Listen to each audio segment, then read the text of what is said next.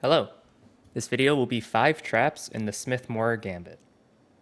The Smith-Morra Gambit begins in the Sicilian with e4, c5, and then gambiting a pawn with the moves d4, and then c3, and then knight takes c3, in order to get an open c-file for the rook, a lead in development, and a strong center pawn. The first trap we're going to be taking a look at features black playing the move d6, and white follows up with the typical Smith-Morra Gambit move, bishop to c4. In this game, black plays knight to c6, and we continue developing with knight to f3.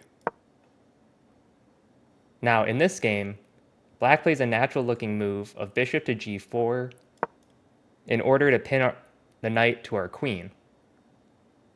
However, this move is actually a mistake, and one theme I want you to pay attention to throughout this video is this f7 pawn.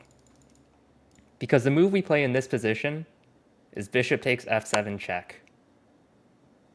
After king takes f7 and knight to g5 check, we can pick up this undefended bishop, winning back our sacrificed bishop, and now the king can no longer castle and has this huge weakness along this light square diagonal. This is the first trap we have in the Smith-Morra Gambit. The second trap we're going to be taking a look at in this video once again features black playing the move d6, and we play the typical Smith-Morra Gambit move bishop c4. In this game, black tries the move knight to f6, and here we play another very typical Smith-Morra Gambit move. Whenever the knight comes to f6, we gotta look at the move e5. In this position, we can play the move e5. Now, this looks strange, right? This pawn is undefended. However, if black tries taking the pawn, there's a fantastic move here for white. Give yourself a chance, pause the video, see if you can find it. Once again, we're sticking with the theme, looking at this f7 pawn, and we can play the move bishop takes f7 check. King takes bishop is forced, and white picks up black's queen for free. This is the second trap we have featured in the Smith-Morra Gambit line. For our third trap in the Smith-Morra Gambit line, we're going to take a look at when black tries a different move, with this move being knight to c6. Once again, we play our typical Smith-Morra Gambit move, bishop c4, and now black plays the move d6. Again, a typical Smith-Morra Gambit move of developing knight f3, and then black plays the move knight to f6. Now, as I mentioned with the other trap, there's a typical move we gotta look at whenever black plays the move knight to f6. Once again, the thematic move, e5. After d takes e5, here we can play the move queen takes queen, and after knight takes queen, we play the move knight to b5 in order to threaten knight to c7, forking the king and the rook. Here, white tries to defend it by moving the king to d7. And here, we find a very, very nice sequence of moves for white. Once again, give yourself a chance to try to find it. Treat this like a puzzle. The move here is knight takes e5 check. King to e8 is forced. And the knight to c7 is not only check, it's actually mate. The king has nowhere to go. It's actually just checkmate with two knights. Very pretty little checkmate in the center of the board. And this is the third trap we have today in the Smith-Morra Gambit accepted. And for the fourth trap we're going to take a look at in the Smith-Morra Gambit line, we're going to look at a different try from black, where they play the move g6 in order to try and fianchetto their bishop on g7. Once again, we're going to play our typical Smith-Morra Gambit move, bishop to c4. and black continues their plan of bishop to g7. Now here, we actually have to once again look at our central expansion move, because there's a nice little move here which looks weird, but it's pretty thematic. It's e5. Now, I know what you might be thinking. Isn't this pawn undefended? And you're right, it is undefended. And black can take it.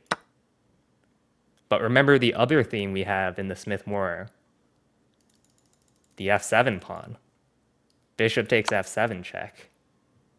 And if king takes f7, we have queen to d5, forking the king and the bishop. The king can try and come to f6 to defend the bishop, but we're just going to continue our relentless attack. Bishop to g5 check. Well, the bishop's undefended, right? So black takes it. Now queen takes bishop check. The king could probably go to h6, and then we're going to pick up the rook there for free. If the king tries going to h4, we have g3 check and h3 mate. A nice little mate with two pawns. So this features the fourth trap we have today in the Smith-Morra Gambit accepted line. And for our fifth and final trap in today's video, we're going to take a look at if black tries and expands on the queen side quickly with the moves a6. We play our typical Smith-Morra Gambit move of bishop to c4, and black plays b5, attacking our bishop. Now, once again, we gotta remember the theme of the Smith-Morra Gambit. The f7 pawn. Bishop takes f7 check. And after king takes f7, queen to d5, double attacking the king and the rook. And we pick up the rook, winning the exchange, and finishing off our fifth and final trap in today's video for the Smith-Morra Gambit line. And as a special little bonus, one thing I like to do in my videos is also try and show how I recommend and play against the Gambit line that I showed off in the video. So in this case, I'm going to show how I recommend playing as black against the Smith-Morra Gambit, in case you do happen to play the Sicilian. So if after e4, c5, d4, what I recommend is you take the d pawn, and then if the move c3 is played, I recommend you play the move d5. And then if e takes d5, queen takes d5, this actually transposes into a line of the Alpine Sicilian. So you can remove the dangerous lines of the Smith-Morra Gambit by forcibly transposing things into the Alpine Sicilian. And if you're willing to learn the Alpine Sicilian for black, then this is how I recommend refuting the Smith-Morra Gambit most easily, as it also takes away a lot of the aggression and the sting from what white is playing for when they try and play the Smith-Morra Gambit. And that's 5 traps in the Smith-Morra Gambit line against the Sicilian. If you enjoyed this video, you'll probably also enjoy my video on the Halloween Gambit. If you enjoyed, please like, comment, and subscribe. It helps out a small channel like mine greatly.